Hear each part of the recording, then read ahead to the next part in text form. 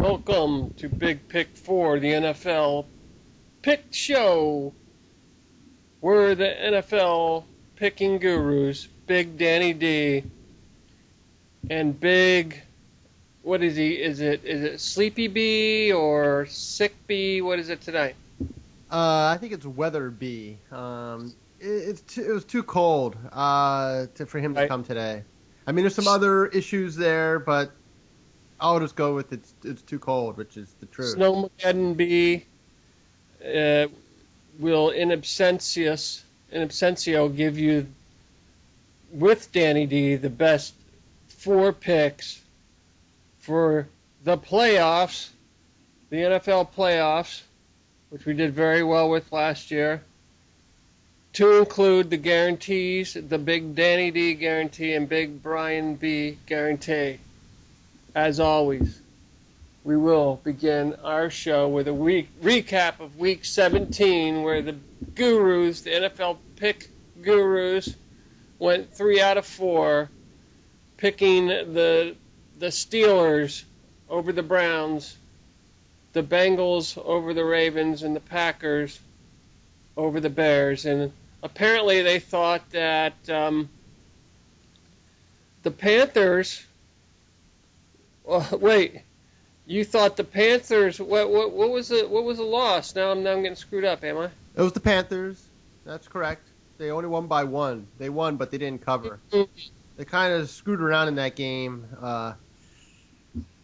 Atlanta played hard in that game. I think they were very motivated by Tony Gonzalez's last game in the NFL, and that team really came out motivated and played a good, hard football game. And honestly, they had a chance to win if Atlanta's center knew what he was doing. Knew what he was doing instead of snapping the ball over Matt Ryan's head and costing them the game. But they had to put a good effort out. Atlanta, the Carolina. Who would have thought? For Week 17, who would have thought that the Colts might have blown out the Raiders, for example? I mean, that Panthers pick was. Well, played. Why'd we go there? Why didn't we just pick against the Raiders? Well, no. First of all, Denver blew out the Raiders in Oakland. The Colts played the Jaguars and blew them out at home. Yeah, that's what I said. See, yeah. See, I wanted to pick these games, but Brian's always afraid of picking games with high spreads. I don't know why. I said the Colts. I was thinking Peyton Manning and the Colts, right? Yeah, right. Yeah, I understand the logic, but not legal here, folks. But I still said the Colts anyway. Never mind. But he's afraid of big spreads. The spreads were very large in both those games, but the Colts and Broncos covered. I don't want to sit there and argue with him about these games, even though the only thing is, in defense of that pick, Carolina should have won by more than 1 point. They are more than 1 point better than Atlanta. They didn't play very well in that game at all. They did not match the intensity that Atlanta came out with in that game. They win by 1 point against a team that's 4-12 is not very good.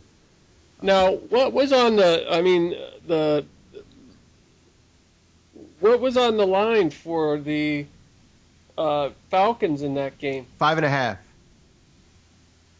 So they win by a touchdown and we would have covered. No, but they didn't have any postseason hopes. They were just playing for next season. Yeah, but I think they wanted to, they want to go out with a good feeling. You want to win that last game, have a good feeling going into the next season. You feel better about yourself. You're going to get some of your better players back. The team's going to draft some defensive players, try to make the defense better, which has been awful. I honestly thought the coach might have been fired, but he's fine. He's safe. And maybe he deserves that, the benefit of the doubt, even though I don't know. I kind of disagree with it. The guy is not very good. His postseason record's terrible. And he didn't hold the team together very well despite the injuries. But you have to give Atlanta credit. They played really hard in their last 2 games against San Francisco and Carolina. So they deserve some of it. But on the other hand, Carolina just didn't show up. I don't understand what was going on. They didn't show up at all. But what was the scenario for Carolina? Did they have anything to gain with the win? Yes. If by winning, they clinched the division and a first-round bye. So that did a lot riding on it. With winning, yeah. Yeah, because New Orleans was playing Tampa, who knew they were going to blow out at home. So you had to go with it. They had to push themselves to try to get that win. It was a big game for them. And they did get it, and they won, but they had a lot on the line. It wasn't like Denver, who was just playing out the string. So, ladies and gentlemen, there you have it. A strong finish at 3-4 for Week 17, which brings us to the overall of a 500 season of 34 wins, 34 losses. The Big D comes up as the big loser at 6-11, and Big B squeaks out a 9-8 winning season. Comments on the overall season, Big D? Well, I got to say about my guarantee, I believe I started the season 0-7, if I'm not mistaken, with the Big B. I mean the Big D. So I finished the season 6-4. So that's not great, but it's not terrible either. It's not recovery. But I believe we finished the last two seasons 500. I think last year we were 34-34, and this year we're 34-34. So we finished exactly, or actually no, I think last year we had a push. So I think we were 33-32-1 or something. But it's on the same number both years. So we need to get off the commentary of coming off of a loss on any given week. Well, I would have picked that game again. Well, no, you shouldn't have picked that game again. You need to come up with a different scheme where you would pick the winning game. Yeah. As opposed to, well, they should have won. Yeah. Instead of the old gut theory. Well, it's a mulligan. That's right. We take a mulligan again. No, it's always they would have won if it wasn't for the one key event, which is why bookies in Vegas have jobs. Yeah. Because they're able to shave those odds down to that one key event, and I don't care if it's a defensive touchdown or some crazy special teams play or what have you. Somehow they figure it out, and they know how to make you lose your money. Yeah. Yeah, that's why they do what they do. But we went 10-1 last year, I think, in the playoffs. I mean, hopefully we can do that again this year. But we got to figure out this regular season better because that's just doesn't cut it. 34-34. So if we have another good run in the playoffs, to include my endorsement on any Super Bowl pick, which I did endorse the Ravens pick last year as an outright win, despite Dan's dislike of Ray Lewis, because he is, even though he was not convicted, Dan thinks he's a murderer. He is a murderer. So, ladies and gentlemen, as always, we'll have. Now these are the last regular season. This is the last regular season Vaggie of the week, folks.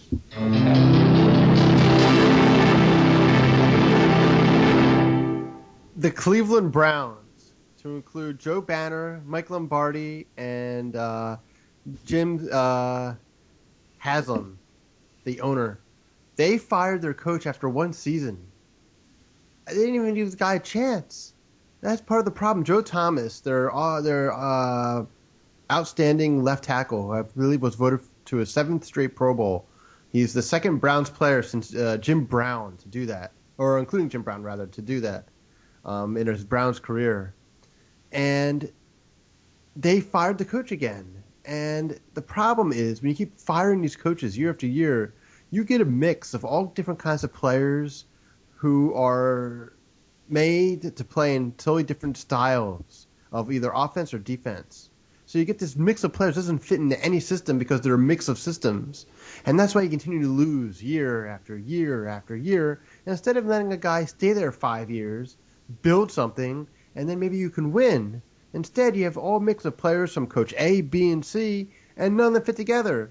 Because Coach A wants to do this, Coach B wants to do that, and Coach C wants something completely different. And that's why you go 4-12, 5-11 every year for past, I think, 9 seasons, I believe, for the Browns. That's made the playoffs, I think, in 2003. And that was the only time they've made in the last 20 years. They're awful. And Joe Thomas called him out and said, this is why losing teams lose. When you have dysfunction at the top of the organization, when the owner and president fire a coach after 1 year and not allow him to build a program, to get rid of the players he doesn't want, to bring in the players that he wants for his system, on both offense and defense, and allow that to mature.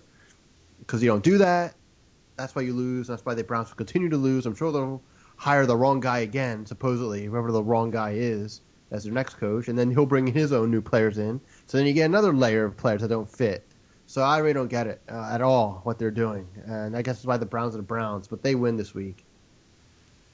So why wouldn't you have a combined award with the Tampa Bay Buccaneers as well? I don't know. I think it's a little different there because they gave Schiano 2 years, and I think a lot of things went wrong there. There was a perfect storm of terrible things, from Josh Freeman to that MRSA thing. I think they really had to turn the page and all that stuff.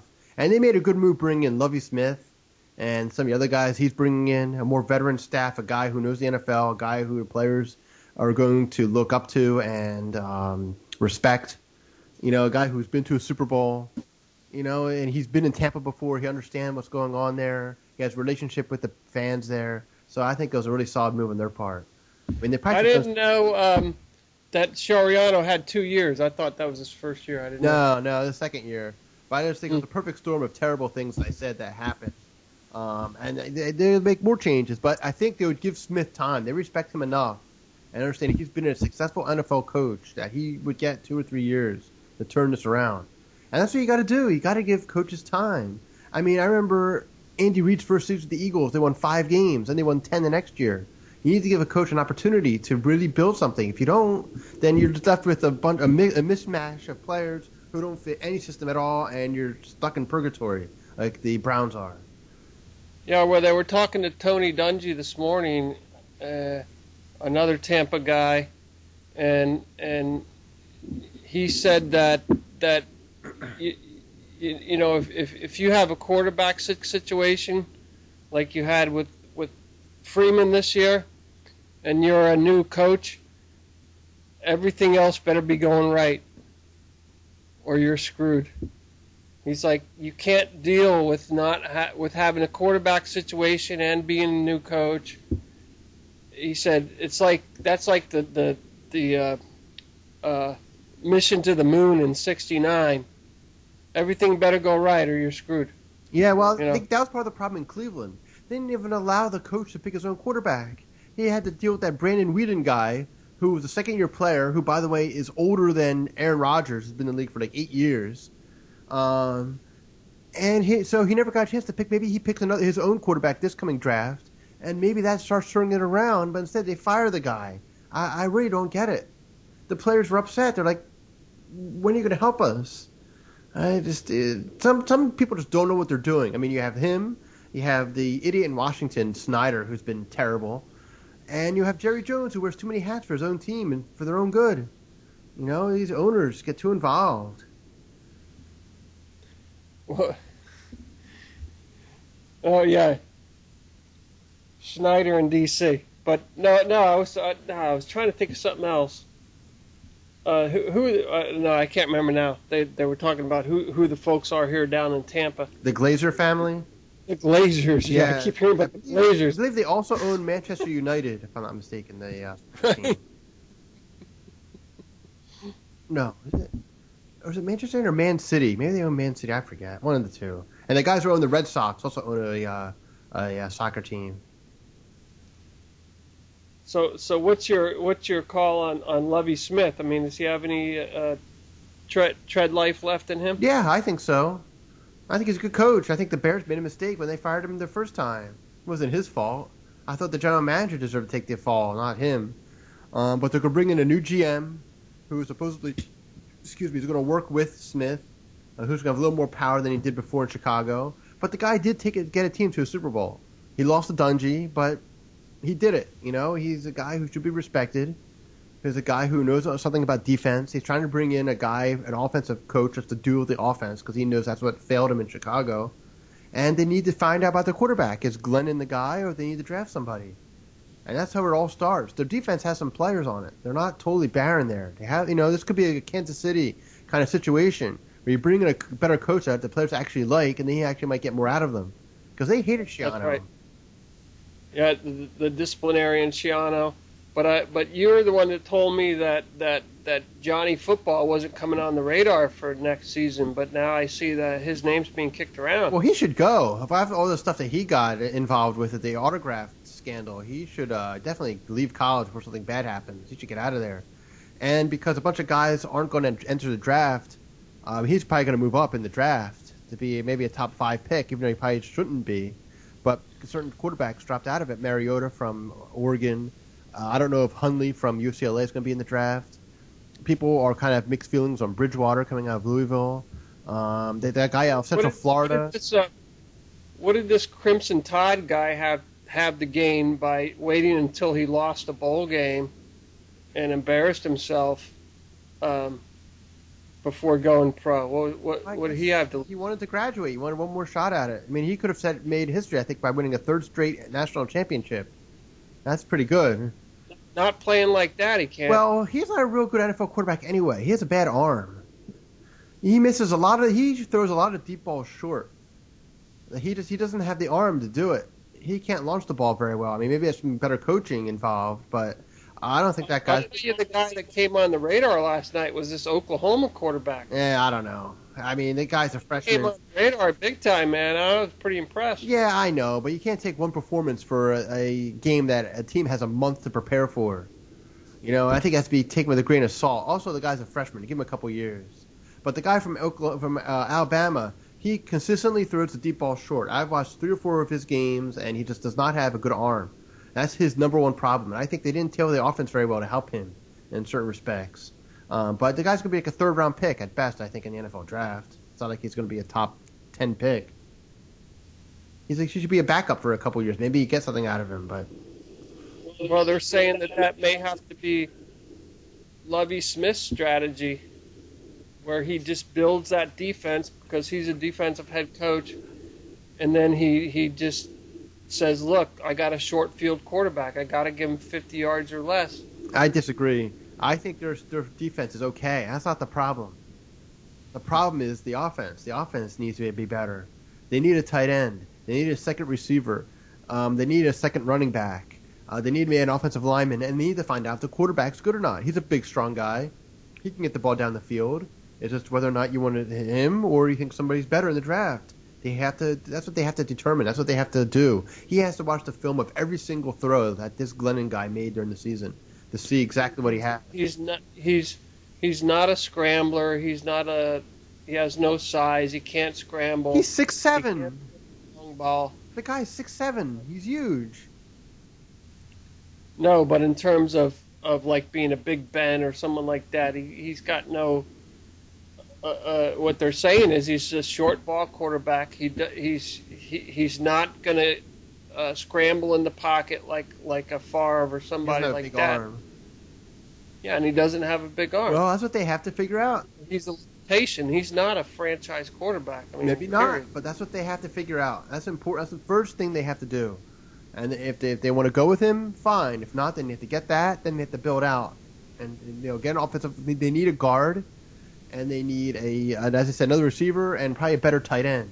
The running back situation I think is okay, but the other stuff is bad. And the defense is good. The defense has some good players on it. They don't need to do a lot for the defense.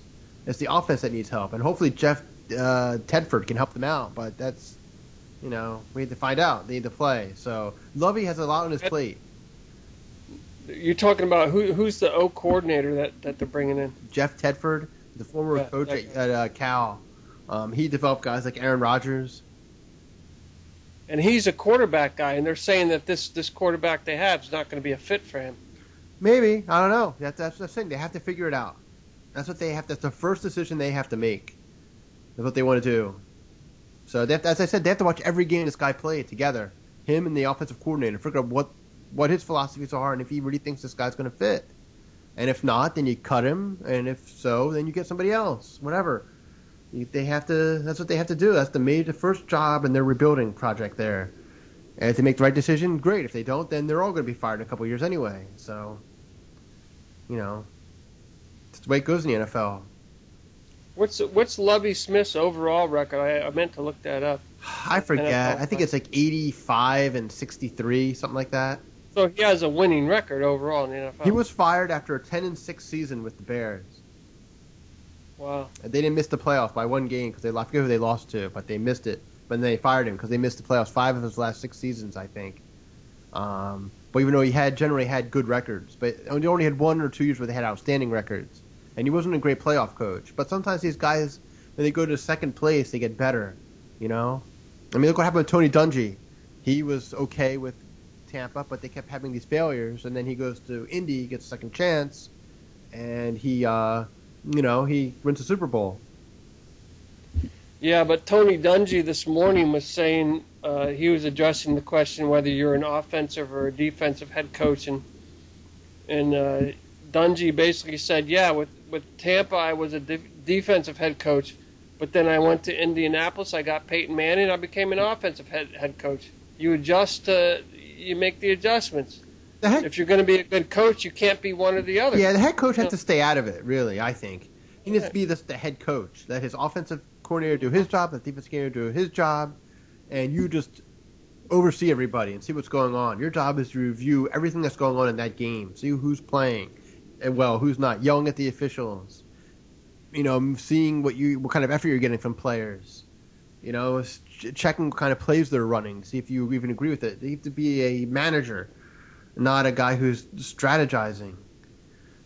But whatever. We'll see if he learned anything. We'll see what happens. We'll see what kind of staff he builds and see what kind of team he builds. Because he really gets to start from scratch here for the most part with the offensive side of the ball, where he didn't really get he's not a Hall of Fame head coach, obviously, at this point, so this could be his trademark team that he puts his name on. Yes, I agree. Potential. Yes. Yeah. He gets to put his stamp on this team. This is his shot to do that.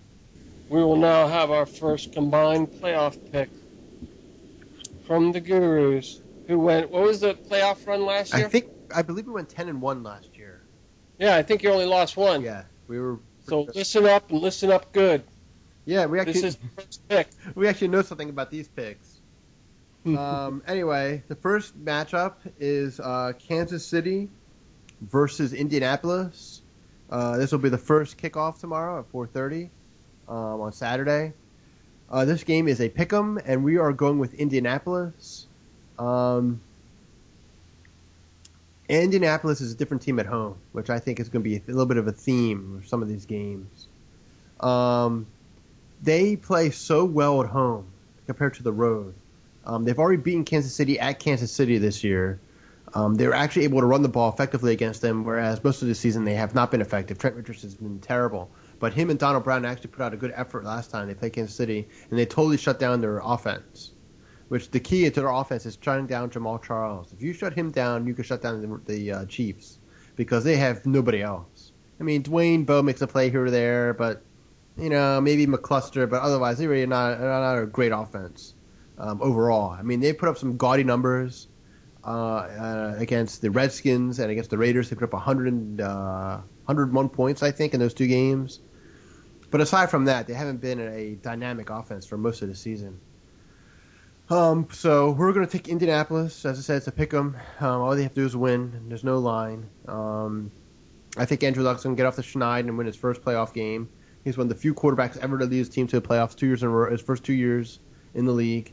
It's going to be indoors, which is going to help Indianapolis. I think their defense plays better at home.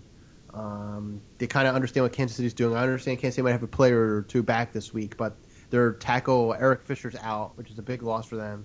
He would be the guy blocking Robert Mathis, who should have a field day against wherever he's playing. He led the league with 19.5 sacks this season. I think Indy will have that crowd behind them, which will help. And Andy Reid hasn't won a playoff game in quite a long time. I believe he hasn't won a playoff game since 2008, I believe. I think he lost his last 3 playoff games with the Eagles. The 2008, I think the 2008 NFC Championship game to the Cardinals. They lost that game. Then they lost the playoff game the next year to the Cowboys.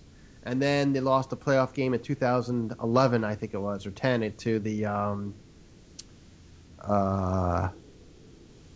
Packers at home. And when Michael Vick threw an interception at the end of the game. So he hasn't won a playoff game in quite a while. And he has a losing playoff record of 9-10. And I'm not sure what his road record is, but I'm not sure how great it is in the playoffs. But anyway, he always screws up in these big games anyway. He always makes a bad decision, uses up timeouts, and causes general chaos with his stupidity. So anyway, we're going to go with Indianapolis. I think they're going to win this game. I think Andrew Luck's going to win his first playoff game because it is at home, and because I think they have a confidence that they can beat this Chiefs team because they already have done it before.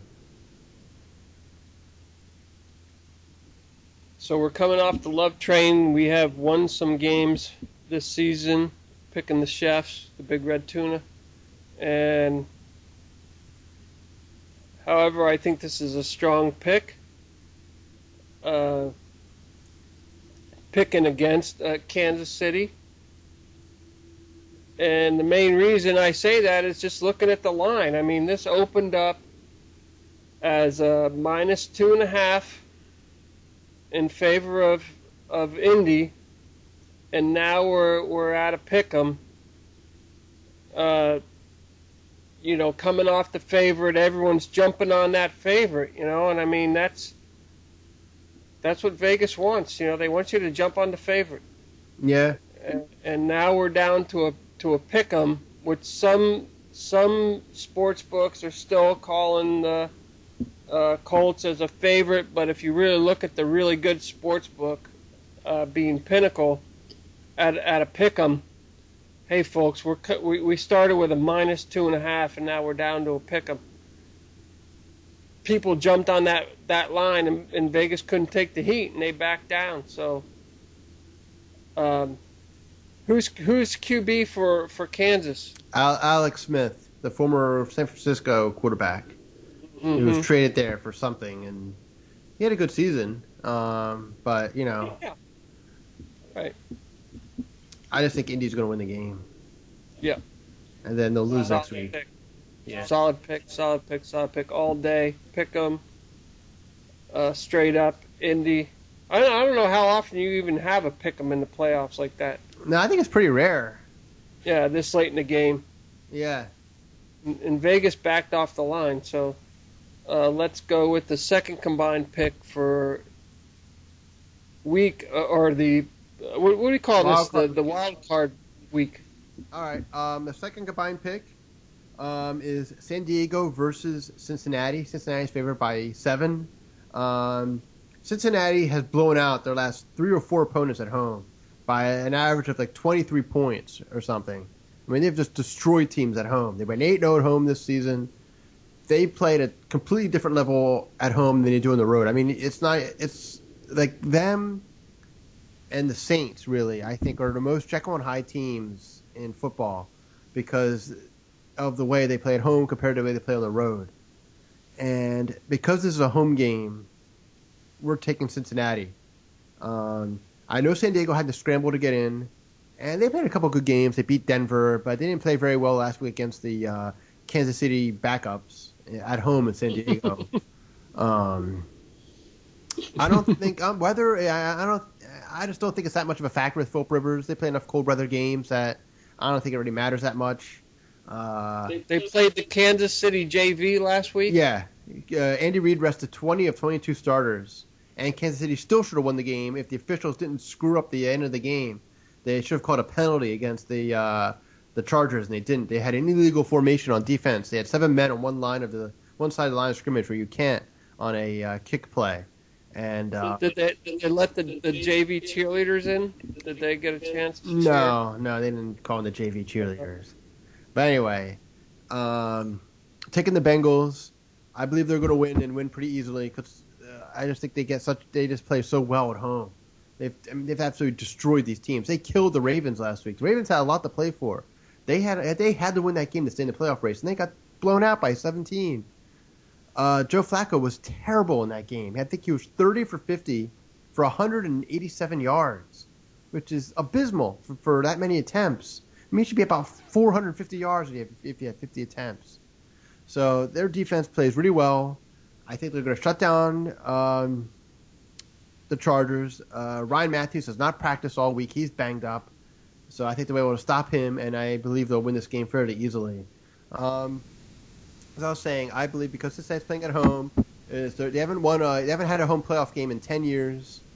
They've lost the last 2 years on the road to the Texans, who had an awful season. But because they're at home, I think they're going to cover this fairly large spread for a playoff game due to the fact that they've just been rolling at home, just beating up teams left and right. Their defense plays with a better energy. And Andy Dalton, when he's on, he's really on. And I think they're going to call some turnovers and win this game by well over 7 points. This is a very difficult pick. Rivers is a wild card. You don't know if he's going to show up or not. And the line has not moved from day one on the opener. It's a -7. It's a -7. That tells you Vegas has no idea how this is going to play out. But the way the bets are coming in is a pretty even spread. So we haven't had any movement on the line. And like you say, this comes down to expert handicappers analysis because we haven't had any movement. No one's really made any statements here.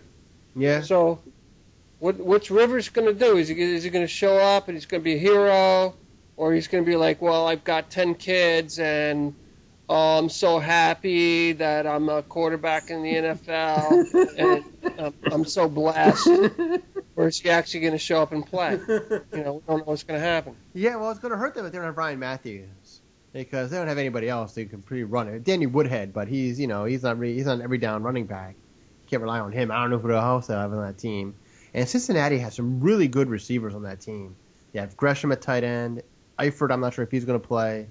They have Marvin Jones. They have A.J. Green. They have guys that can roll out there. And Andy Dalton's not afraid to throw the ball up in traffic to his guys because they're tall and they're strong and they can fight for the ball. And as I said, they've been in such an incredible role at home. I just don't think the Chargers can stop them. So there you have it, ladies and gentlemen, your two combined picks for playoff wild card playoff week, being your Indy Colts and your Cincy Bengals. Get your cold Hootie Gold at Paul Brown Stadium, ladies and gentlemen, and watch the Bengals defeat the 49ers. We need one of these great franchise. The Chargers. Same difference. We need one of these great original franchise teams to actually win a Super Bowl. Shall we name them who have not won a Super Bowl? Original of what? Like very early on in the history of the NFL. I know we've got two different leagues and so forth, but let me reiterate that the Bengals have not won a Super Bowl. The Detroit Lions have not won a Super Bowl. The Cleveland Browns have not won a Super Bowl. Who am I missing? The Seahawks never won a Super Bowl. No, I'm talking about like the old school team. The Eagles never won a Super Bowl. The Eagles never won a Super Bowl. Never won a Super Bowl. I mean, one of these teams needs to pull through this year, right? Yeah. Of the old teams. Where they had the quarterbacks had one bar on their helmet. I mean, the last time the Eagles won a title was 1960. Right. So they're slowly catching up to the Cubs, but the Vikings are out of it. So the Vikings never are won a Super Bowl. Yeah. But ladies and gentlemen, your Philadelphia Eagles or your Cincinnati Bengals could pull through this year, right? And be one of these old school teams. Well, the Eagles are the oldest of all those teams. The Bengals came in, I think, in the 50s, and the Chargers and Vikings didn't exist till 1960, I think. Right. So those are a little later, but the Eagles have been around since I forget what year, 38 or something, 36.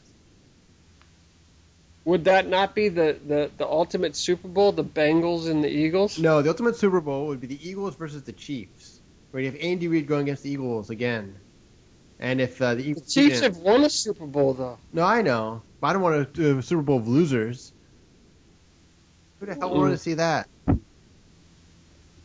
Doug O'Haron, Brian and I's dad, would love to see the Bengals and the Chiefs. being as he lived in Philly and he was born in Cincinnati. Yeah, he would love to see that Yeah, from his grave somewhere in South in Philly, wherever that is. yeah, I don't know. I guess, but I don't think that's going to happen. I think the Bengals are going to lose on the road next week to either New England or Denver. So I think that dream's going to end there. I don't think it really matters. They're not going to defeat either of those teams.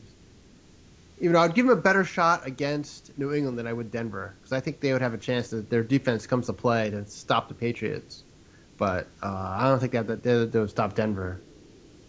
But that's next weekend's show anyway. Can't get ahead of ourselves.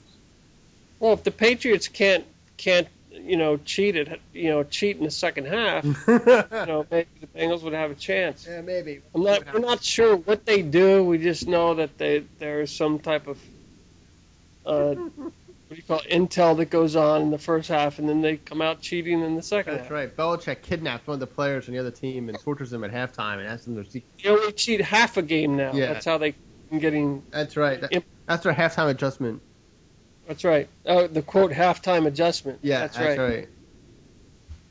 When we're listening in on the same channel, the secure channel of the other team's headsets. That's right. Listening in. That's a good play.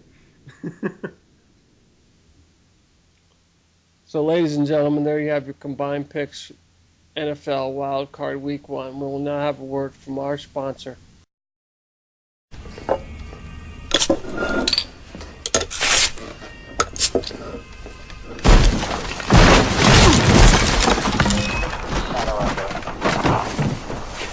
Down at 2.5.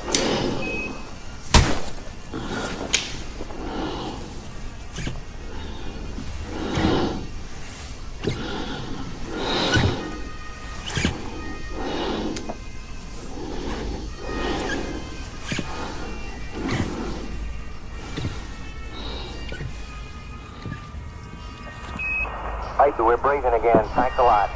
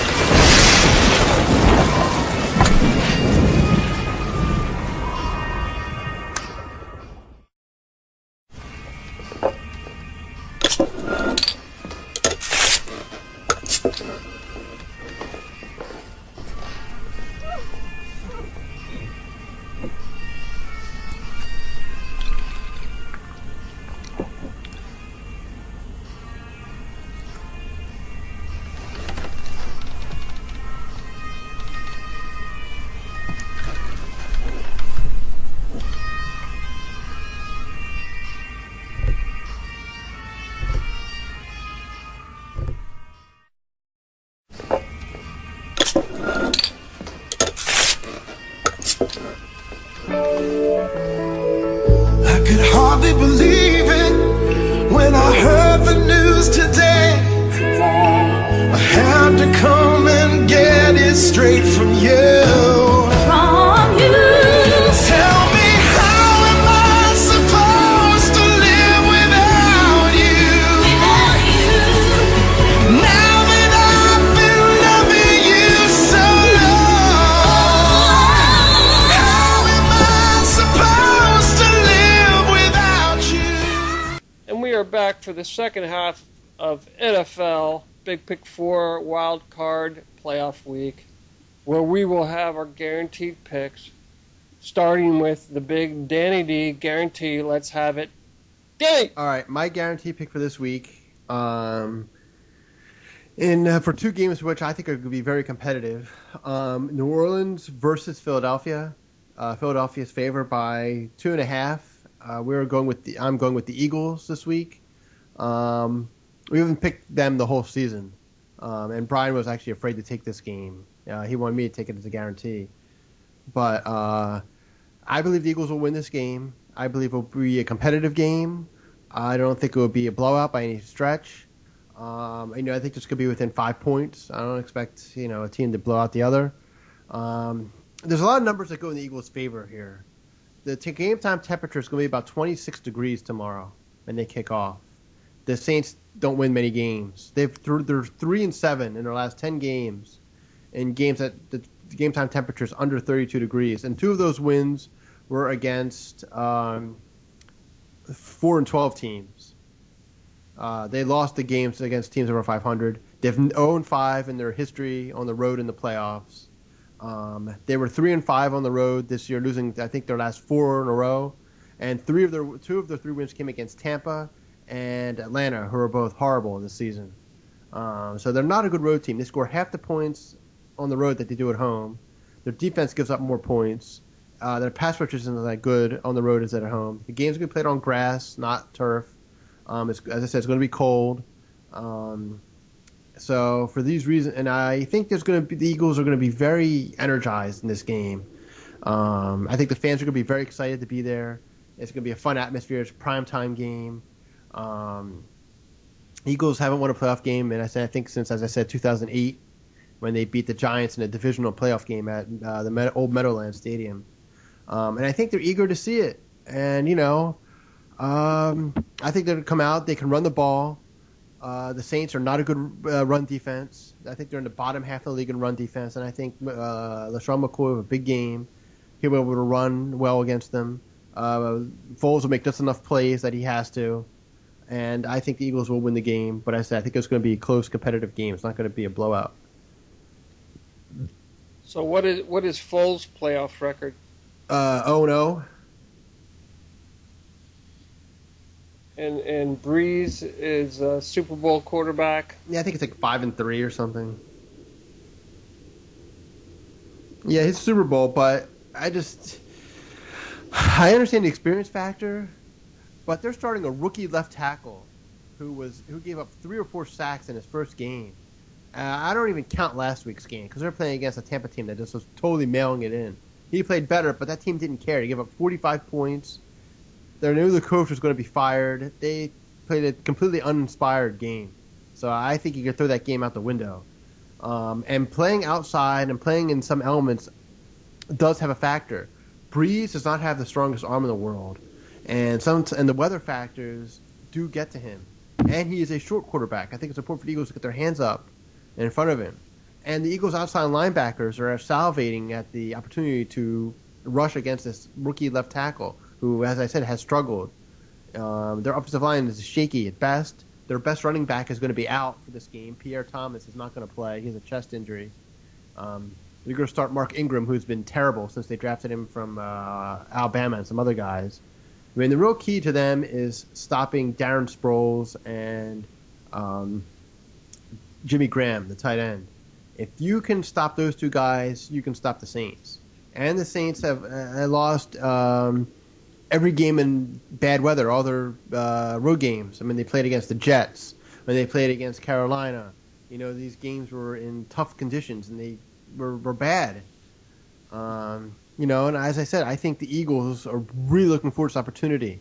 You know, they got this chance because they're basically playing with house money. They weren't expected to be there. The Saints were, and I think they're going to take advantage and surprise some people and win tomorrow. Well, you said the magic word, Jimmy Graham. He's got a tight end he can throw to. Vegas has stood on the line at a -2.5, hasn't moved off the line, so it's basically a pick 'em. So we have to question whether we've got a homer pick going on with a guy who lives in South Philly. No movement in the line, no indication from anybody. Eagles are favored. They could win. They could win by 2 points. That's possible. And you're still going to lose the bet. Yeah, I understand the risk. You're going to put 2 points on Drew Brees as an underdog. So I understand. I mean, if they're playing this game in New Orleans, I would have taken New Orleans to win, and New Orleans to win big, because playing in that dome, they're incredible. And so it's not really a homer pick. I just think that's just the way it's going to go. But if they're playing in New Orleans, I would have taken the Saints and the Saints to win by in double digits easily. But since that's not happening, I think they're going to have some issues. But you had the Saints head coach come back and have pretty much a plan to turn around the season. And you had the Philly head coach say, "Oh, I have this great process and great method," and then he totally screwed up, and then he came back at the end of the season, and he's just flopping around like a flounder. Well, they finished the season 7-1. They set team records for yards, points, rushing yards. They're one of the only balanced teams in the playoffs that have a good rushing. So where's Vic going to be on the playoff day? Where's he going to be? He's going to be a backup quarterback. He's going to be staying on the They're sideline. not going to put him in on a wildcat or anything like that. No. He's just going to be straight up backup. Yes. He's not coming in for special plays or anything. No, he doesn't come in for anything. He's holding the clipboard. He's going to be standing on the sideline, wearing a coat with his helmet on, and that's about it. Where did Nick Foles come from? I mean, what was his road to playoff glory? I mean, where did he come from? Well, he went to the same high school as Drew Brees, Westlake High School outside Austin, Texas. He went to Arizona. First, he went to Michigan State for a year, and then transferred out and went to Arizona, where he set all kinds of records there for that particular school. And then he was drafted in the 3rd round by the Eagles.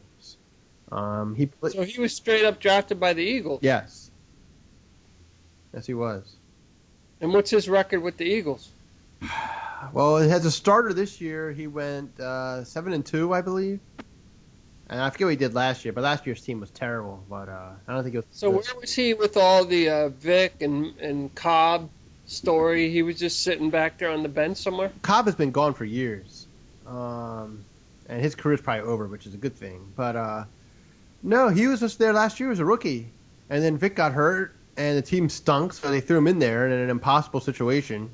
And then he somehow got beaten out in training camp, but then Vic inevitably got hurt again, and he lost his job.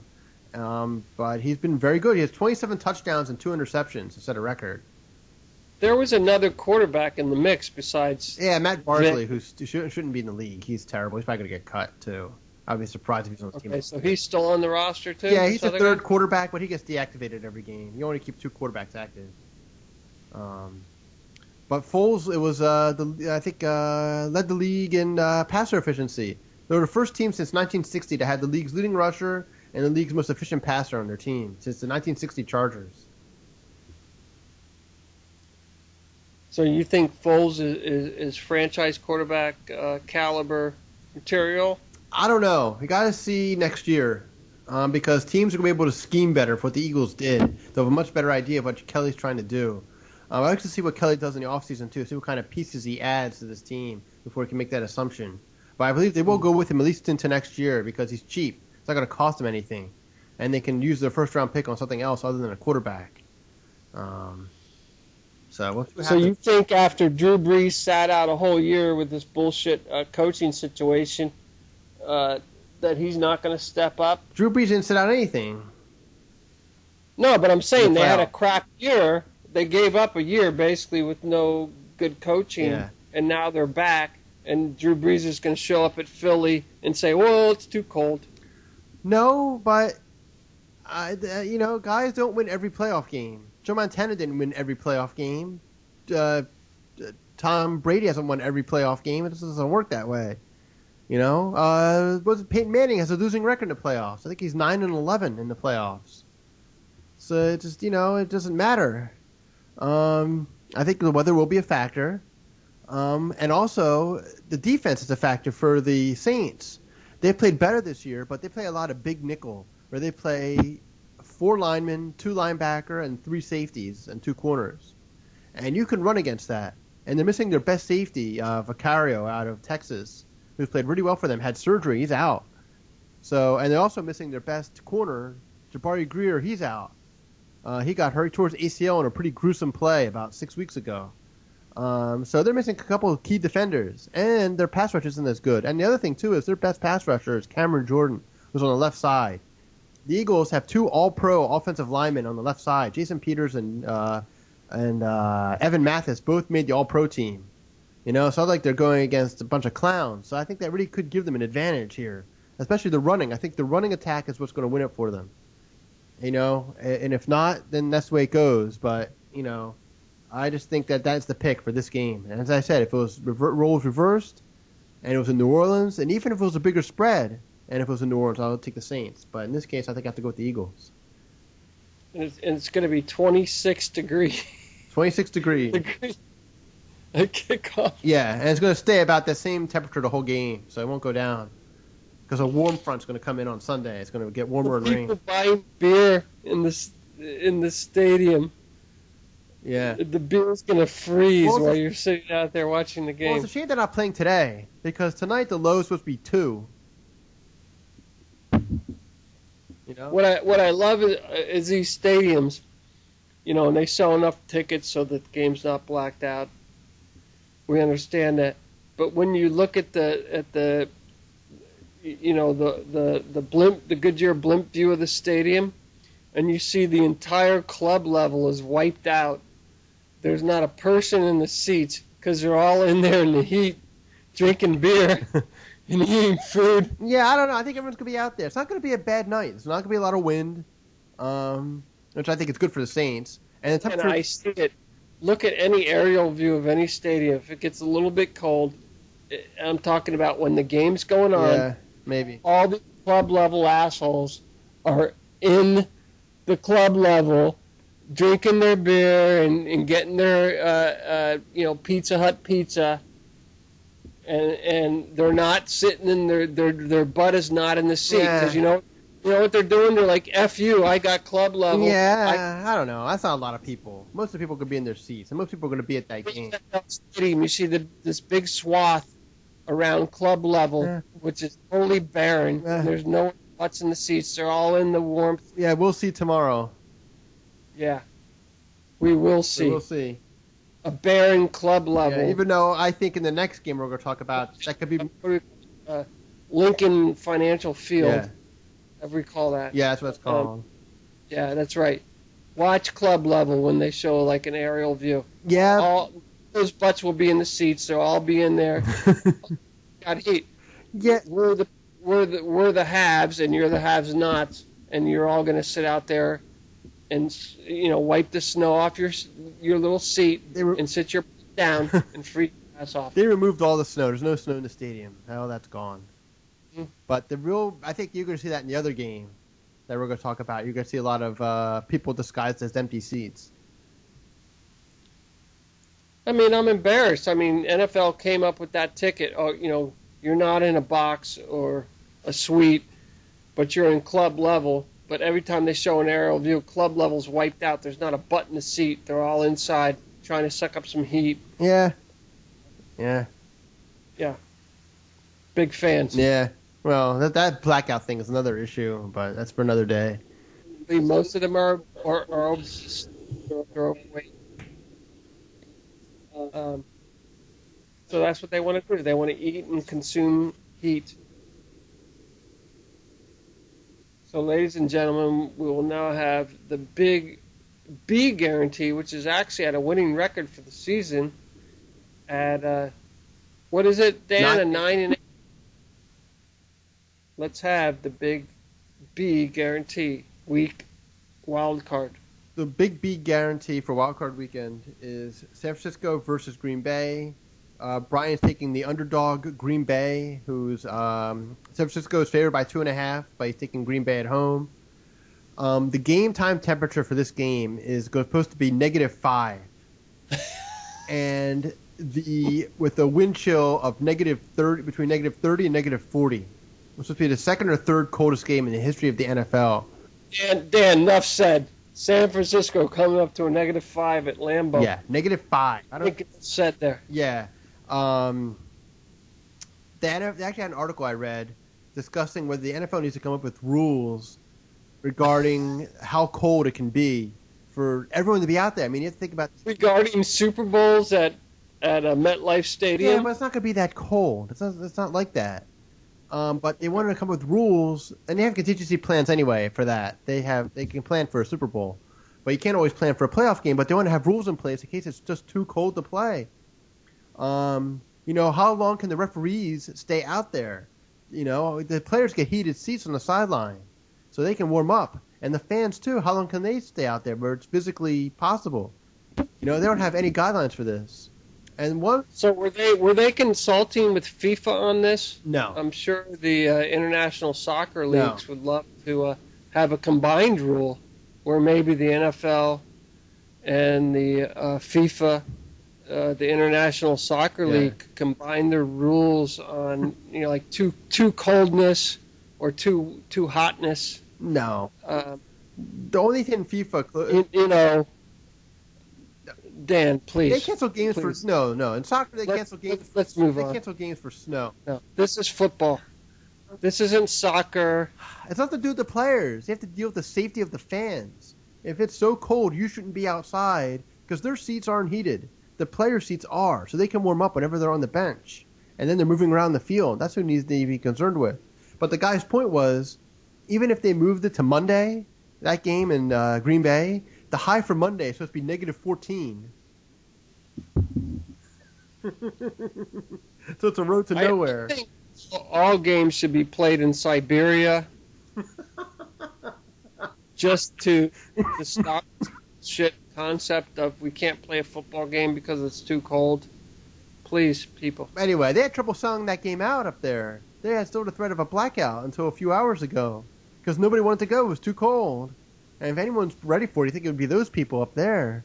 The funniest thing about it all is they're blaming it on flat screens. They're saying the flat screen experience is too good. Yeah, people can watch from the comfort of their home. But anyway, now that game, you're going to see empty seats. Change the blackout rule. Well, the FCC is going to do that. They've already started the process of getting rid of that rule. And the NFL doesn't like it, but maybe not much they can do. But change the blackout rule. Yeah. If you want to man up and go to the football game, then go. You can't tell me that, regardless how cold it gets, if someone goes out on a street corner and waves an NFL ticket and says, "Hey, I'm too cold. Here's a free ticket to the game," that someone's not going to go take that ticket and sit their butt in the seat. Someone will go. All I'm saying is I think you could see some empty seats there on Sunday from people who are going to crap out and not go. But anyway, regardless of this coldness debate, he's going with Green Bay. Green Bay's coming off a dramatic victory over the hapless Chicago Bears last week, who were awful. And he thinks Aaron Rodgers has enough magic to get the Packers to the second round. They have a good running game with Lacey and Starks. They got Cobb back. And Aaron Rodgers has an excellent record. I think it's like 13-2 or something in these games where it's this cold. San Francisco really hasn't played in a game like this in a very long time. Now, my counter argument to Brian would have been that San Francisco has a better running game, that Green Bay's defense is a sieve when it comes to the run, and that San Francisco can stop the run. But I think the weather in this game is going to be a major factor. And Aaron Rodgers thrives, I think, in these adverse situations.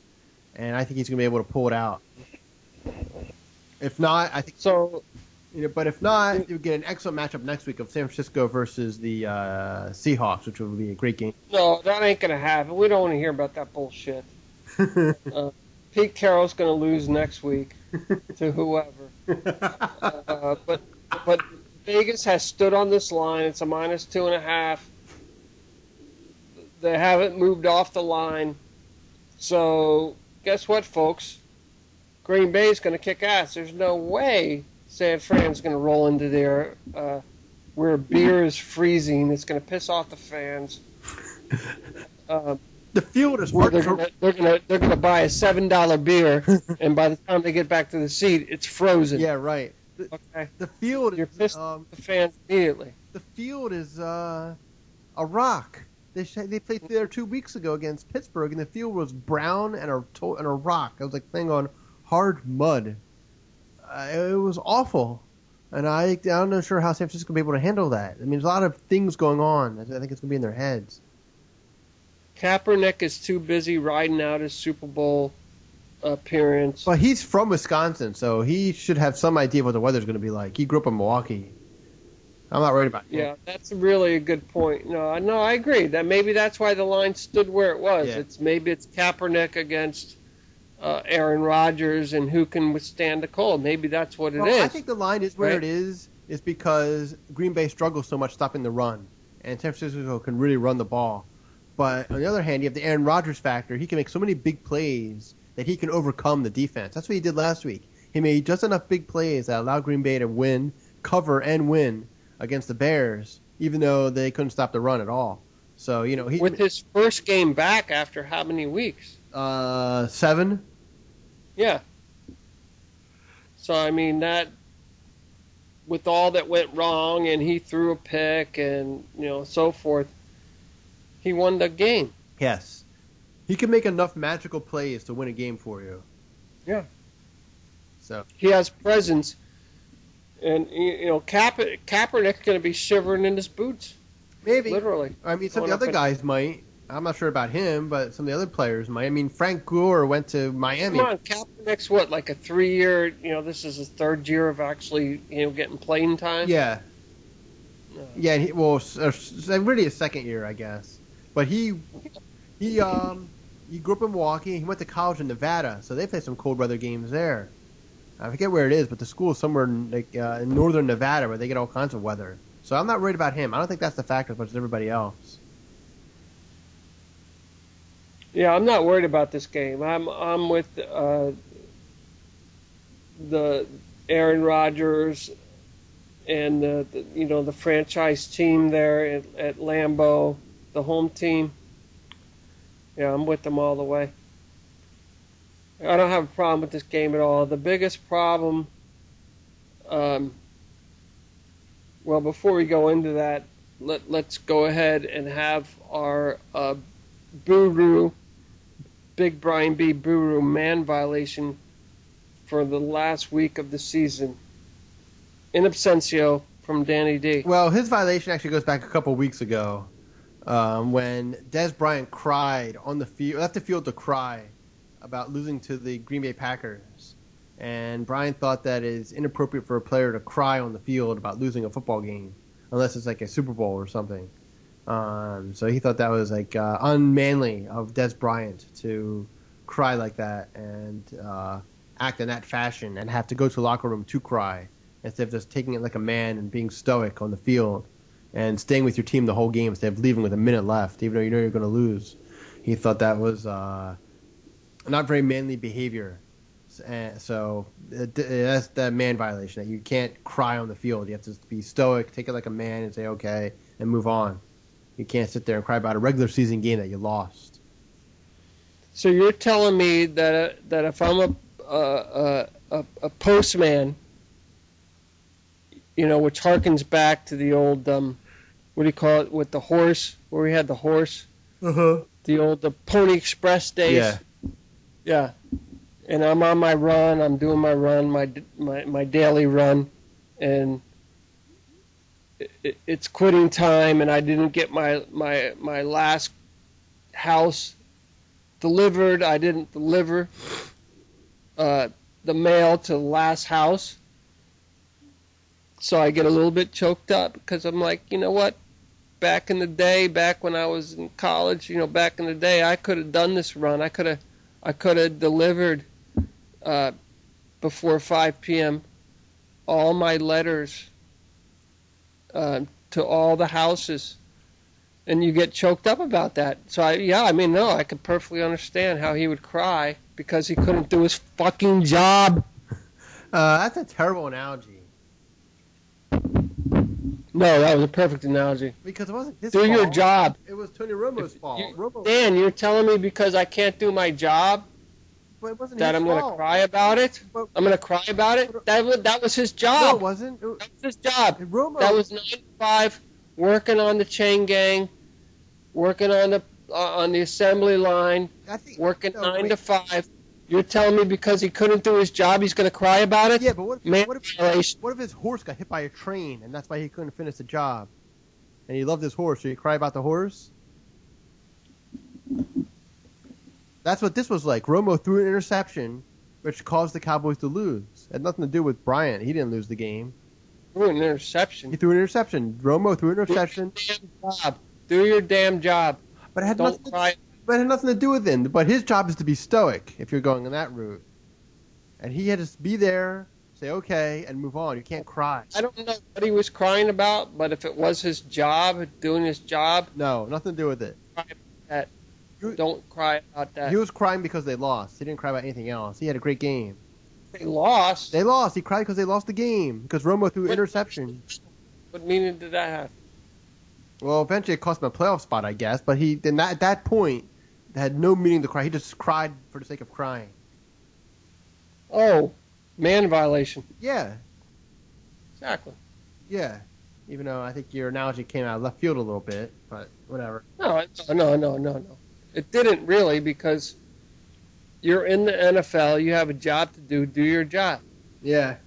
Yeah, I guess it goes And for if- anything.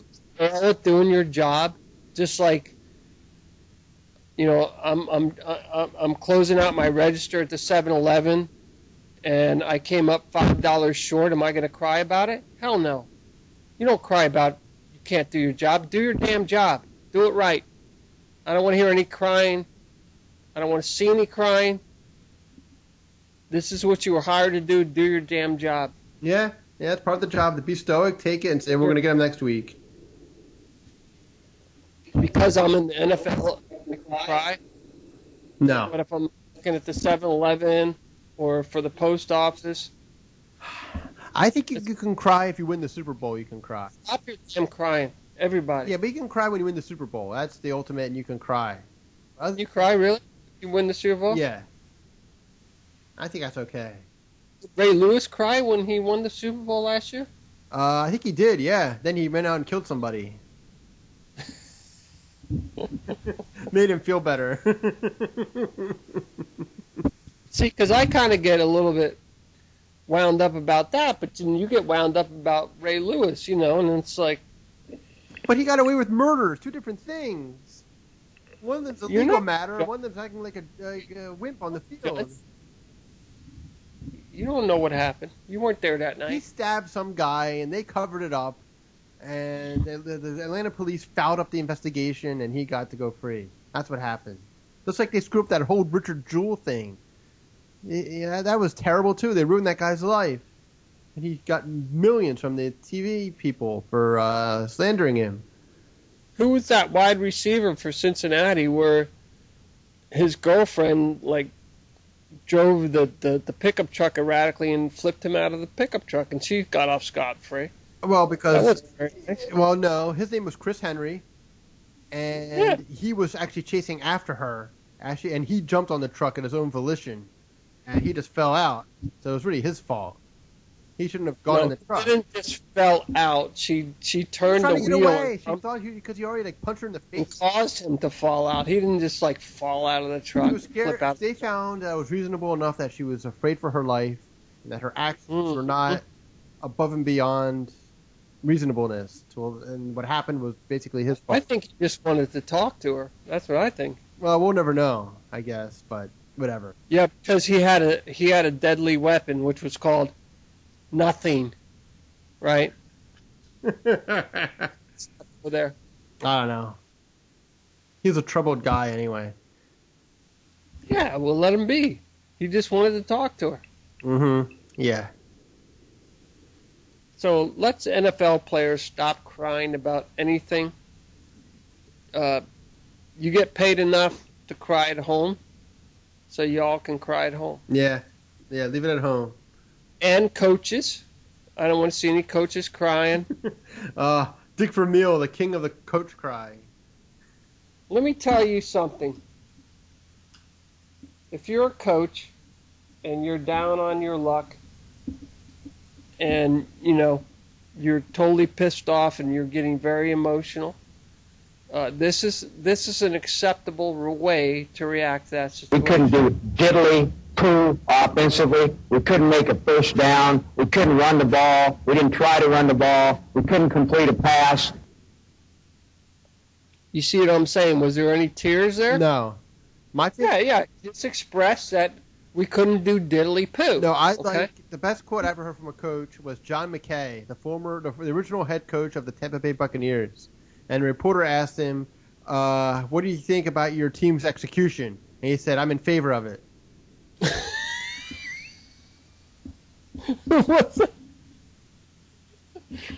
Who was it that said that? John McKay.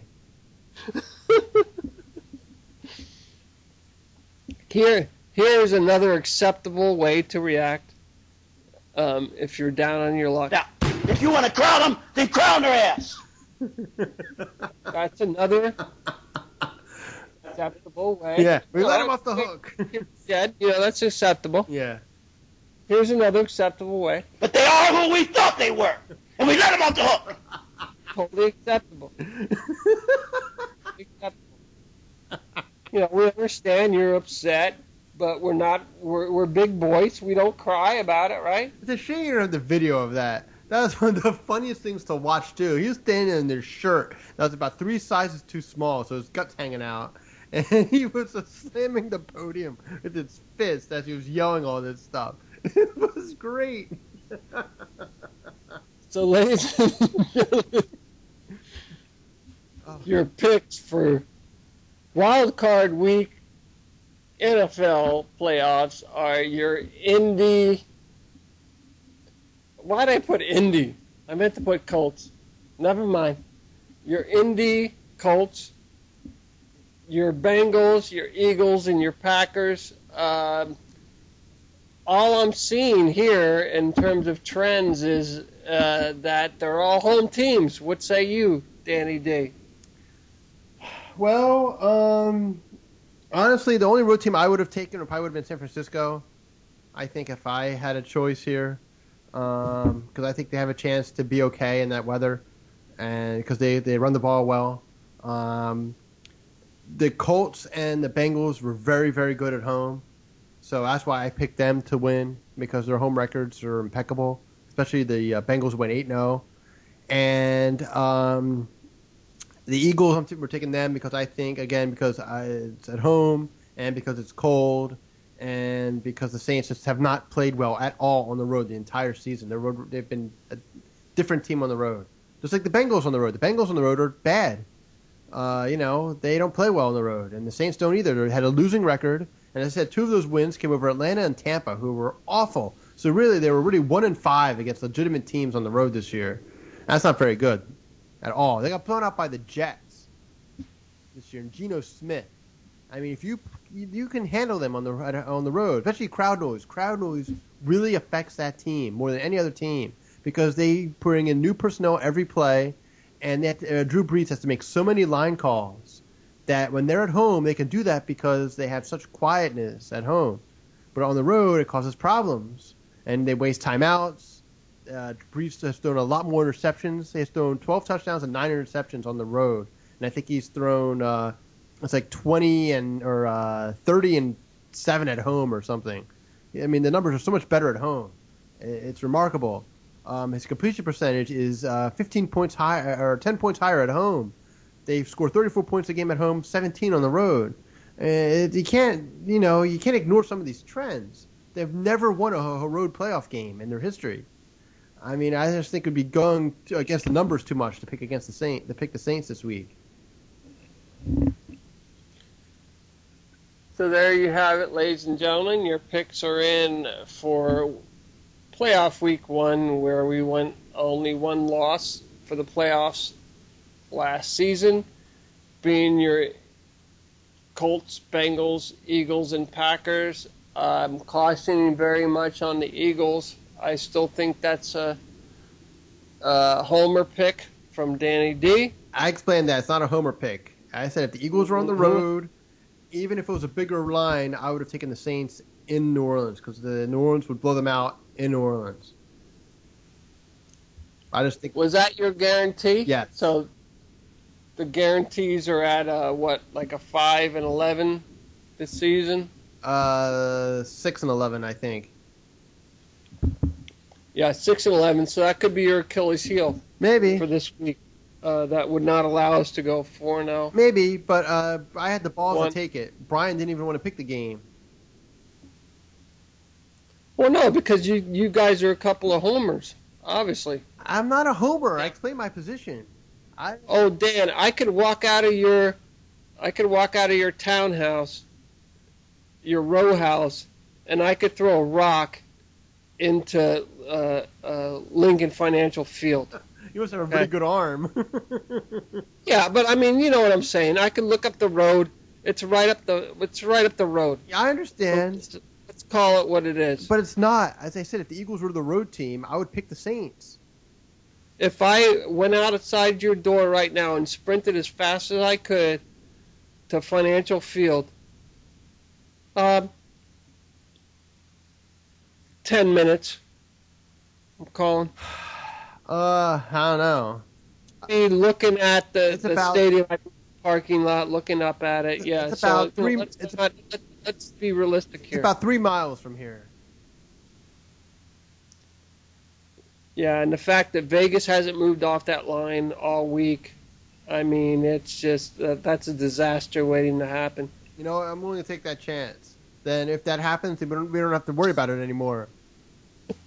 Because if they lose, then that's it. We don't have to worry about that pick next week. No, I think you guys are going to be consistent. You're going to be 3 out of 4 this week, and then when you come into the big games with the teams coming off the bye weeks, you're going to be even stronger leading up to the Super Bowl, which will be a win.